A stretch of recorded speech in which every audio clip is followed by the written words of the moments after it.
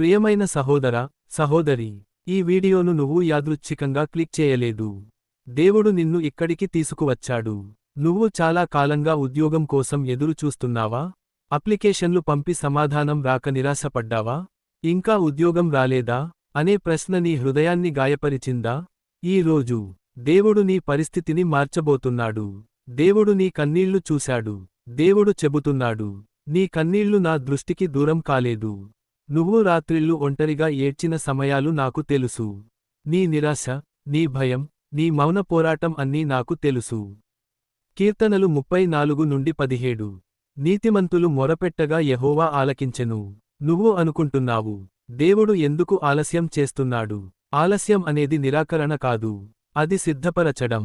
యోసేపు జైలులో వేచి చూశాడు, కాని ఒక రోజులో రాజభవనానికి ఎత్తబడ్డాడు.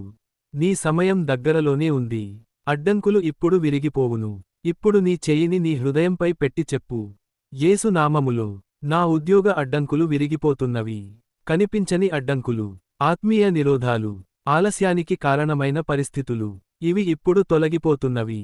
ప్రకటన గ్రంథము 3-8. నేను తెరిచిన తలుపును ఎవరూ మూయలేరు. ప్రియమైన తండ్రి దేవా, ఉద్యోగం కోసం ఎదురుచూస్తున్న ఈ వ్యక్తిని ఆశీర్వదించు. వారి రిజ్యూమేకు కృప కలుగజేయుము. ఇంటర్వ్యూలో జ్ఞానం ఇవ్వుము. సరైన వ్యక్తులను కలిసే అవకాశాలు ఇవ్వుము. భయం తొలగిపోవును. ధైర్యం నింపబడును. వారి పేరు గుర్తుంచబడును. నా ఉద్యోగం వచ్చుచున్నది. నా అడ్డంకులు తొలగిపోయినవి.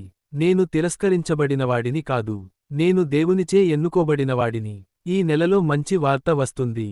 అనుకోని కాల్ వస్తుంది. ఈ సందేశం నీకు ఆశీర్వాదంగా ఉంటే ఆమేన్ అని కామెంట్ చేయి. ఇతరులతో పంచుకో. గుర్తుంచుకో, దేవుడు ఇంకా పనిచేస్తున్నాడు. నీ ఉద్యోగ తలుపు తెరుచుకుంటోంది. యేసు నామములో ఆమేన్. దేవుడు నీ బాధను చూశాడు. ప్రియమైనవాడా, నీ అప్లికేషన్లు తిరస్కరించబడ్డాయి. నీ హృదయం అలసిపోయింది. కాని దేవుడు చెబుతున్నాడు, నీ కన్నీళ్లు నేను చూశాను. కీర్తనలు 56-8. నా కన్నీళ్లను నీ సీసాలో ఉంచితివి. నిరాశ నుండి నమ్మకం. నీవు అనుకున్నావు, నా వల్ల కాదు. కాని దేవుడు చెబుతున్నాడు, నా కృప నీకు చాలును. భయం తొలగిపోవును.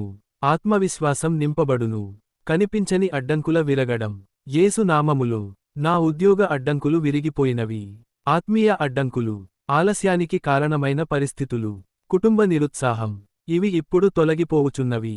ప్రకటన గ్రంథము 3-8. దేవుడు తలుపులు తెరుస్తాడు. సరైన కంపెనీ, సరైన మేనేజర్, సరైన సమయం దేవుడు నీ కోసం సిద్ధం చేస్తున్నాడు. యెహోవా నీ చేతిపని ఆశీర్వదించును. ద్వితీయోపదేశకాండము 28-12. నీ విద్య వృధా కాదు. నీ ప్రతిభ మరుగున పడదు. ఇంటర్వ్యూలో జ్ఞానం కలుగును. నీ మాటలకు కృప కలుగును. ఈ వ్యక్తి జీవితంలో స్థిరమైన ఉద్యోగం కలుగజేయుము. ఆలస్యం ముగించుము. సరైన కాల్ రానిచ్చుము. సరైన ఆఫర్ లెటర్ ఇవ్వుము. నా ఉద్యోగం వచ్చుచున్నది. నా అడ్డంకులు తొలగిపోయినవి. నేను దేవునిచే ఎన్నుకోబడినవాడిని. నా సమయం వచ్చింది. ఈ వారాల్లో మంచి వార్త వస్తుంది. అనుకోని కాల్ వస్తుంది. దేవునికి ముందుగానే కృతజ్ఞత చెప్పు. ప్రభువా, ఉద్యోగం ఇచ్చినందుకు ముందుగానే నీకు స్తోత్రము. నా ప్రార్థన వృధా కాదు. ఇప్పటి నుండి మార్పు ప్రారంభమవుతుంది.